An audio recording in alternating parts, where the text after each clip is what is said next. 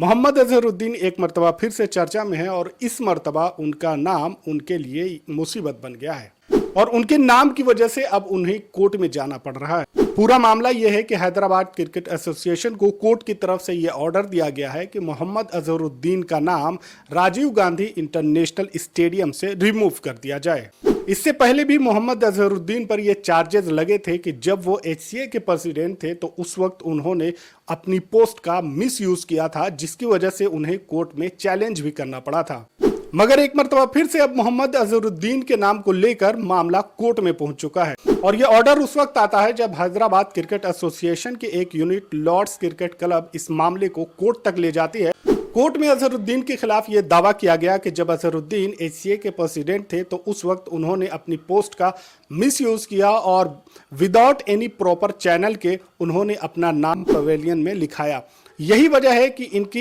Irregularities की वजह से अब अजहरुद्दीन के नाम को वहां से रिमूव कर दिया जाए। इस मामले के आने के बाद अब अजहरुद्दीन ने भी यह दावा किया है कि मैं भी पूरी तरह से लीगल ऑप्शन देखते हुए मैं इसको चैलेंज करूंगा, क्योंकि ये मामला पूरी तरह से पॉलिटिकल है और उन्होंने अपनी पोस्ट का ना तो गलत इस्तेमाल किया बल्कि अजहरुद्दीन के टेन्योर में वो लोग जो बेईमानी नहीं कर सके, वो लोग जो किसी तरह का करप्शन नहीं कर सके, वो लोग अब मेरे पीछे पड़े हुए और यही वजह है कि मेरे खिलाफ एक गलत केस वहां पर कोर्ट में किया गया है, जिसकी वजह से ये तमाम मुद्दा उछल रहा है।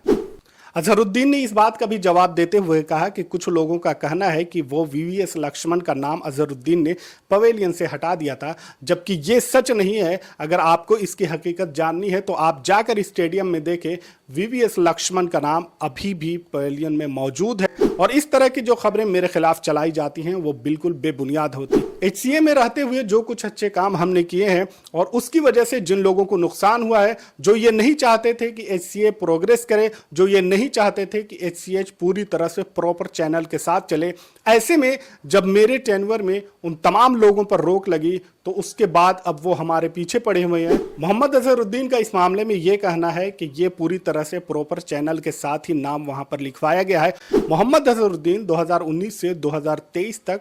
एचसीए के प्रेसिडेंट थे और उसी दौरान उसके बाद उनका नाम पवेलियन में लिखाया गया था। जो लोग कोर्ट में गए हैं और जो लोग कोर्ट को गुमराह करने की कोशिश कर रहे हैं, और मैं उनके खिलाफ लीगल एक्शन जरूर लूंगा और कोर्ट में मैं ये साबित करूंगा कि ये तमाम चीज़ें जो मेरे खिलाफ चल रही हैं वो बेबुनियाद हैं और इस तरह से मेरे नाम को और मेरे करियर को और मेरी जो पोस्ट थी जो एज अ प्रेसिडेंट, जब मैं एचसीए का प्रेसिडेंट था, तो उसको पूरी तरह से बदनाम करने की कोशिश की जा रही है। अजहरुद्दीन ने आगे ये भी कहा कि लोग दुश्मनी में इतने ज़्यादा नीचे गिर चुके हैं कि इंडियन कैप्टन के नाम तक से उन्हें नफरत है और वो ये नहीं चाहते हैं कि एक इंडियन कैप्टन का नाम पवेलियन में लिखा रहे। कि अजहरुद्दीन हमेशा न्यूज़ में बने रहते हैं और उनके खिलाफ कुछ न कुछ चीज़ें वहाँ पर कभी कोर्ट में आती हैं और कभी न्यूज़ में इस तरह की चीज़ें आती रहती हैं। Current HCA president Jagan Mohan Rao के खिलाफ अजहरुद्दीन ने कहा कि वो ना तो प्लेयर की रेस्पेक्ट करते हैं और इसके अलावा उन्होंने अपनी पोस्ट का मिस यूज भी किया है।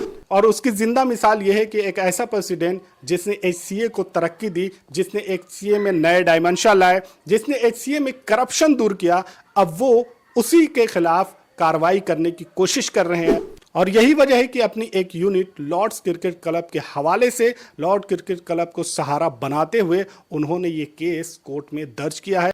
अब इसका पहला रिजल्ट तो आ चुका है, लेकिन जब मैं लीगल एक्शन लूंगा तो उसके बाद दूध का दूध और पानी का पानी हो जाएगा। आपको क्या लगता है कि मोहम्मद अजहरुद्दीन पर यह गलत इल्जामात हैं या फिर मोहम्मद अजहरुद्दीन ने प्रेसिडेंट रहते हुए अपने टेन्योर में अपनी पोस्ट का मिसयूज किया, गलत इस्तेमाल किया और विदाउट एनी प्रॉपर चैनल उन्होंने अपना नाम लिखवाया और इसके अलावा उन पर जो इल्ज़ाम है कि उन्होंने वीवीएस लक्ष्मण का भी नाम हटा दिया और इसके अलावा इससे पिछले महीने जो न्यूज़ आई थी जिसमें उन पर करप्शन के चार्जेस भी लगे थे।